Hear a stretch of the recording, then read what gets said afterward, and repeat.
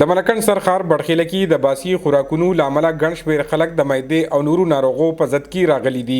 ولی په ولسی شکایتو اسسټنټ کمشنر رحمت الله خان، محکمه صحت علال فوډ اتارټي او په محکمه زراعت باندې مشتمله جوائنٹ انسپیکشن ټیم د بڑخیلي بازار دوره وکړه. چاپامال ټیم د مختلف هوټلو د پیو او د کریانې د دکانونو معاینه وکړه چرته چې به باسي او زید المیات خوراکي توکي خرڅېدل.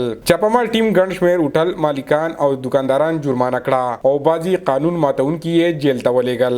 روزمره زندگی کې دا کم دا پکاريږي هغه شیزونه چیک کوو او موږ دا انشور کوو چې د خلکو ته صحیح شیزونه ملاو شي، ایکسپایر نه وي. نو دې کې موږ ټول بازار چیک کوو چې ډیلی والے دا صرف دې شي دا انشور کولو لپاره چې خلکو ته د ضرورت زندگی صحیح ملاو شي. چانم سیمپل واغسته کم چې ان هایجینک کنډیشن کې هغه خلاف کاروایی وکړه. ان شاء الله زموږ کوشش دا دی چې عوامو ته صحیح پیور خوراک مهیا کو. وایلیشن نوټو کو کوالټي حواله سره کو کوانټټي حواله سره نو هغه موږ خپل انفارمیشن او ډیټا د دې نه اخلو او باقاعده چې کوم دینو دای خلاف قانوني کاروایی کیږي. چاپامال ټیم د پیو نمونه هم ترلاسه کړي په کوم کې چې په لوی پیمانه ګډه کیږي. د چاپامال ټیم وینا ده چې د حلال او د محفوظ خوراک خرڅ یقیني کولو لپاره به کوټلي ګامونه پورته کیږي. باید چې تاجران د څه قسمه باسي خوراکونو د خرڅ او د ګډې نه ډډه وکړي. عمران زریاب، خیبر نیوز، بڑخیله،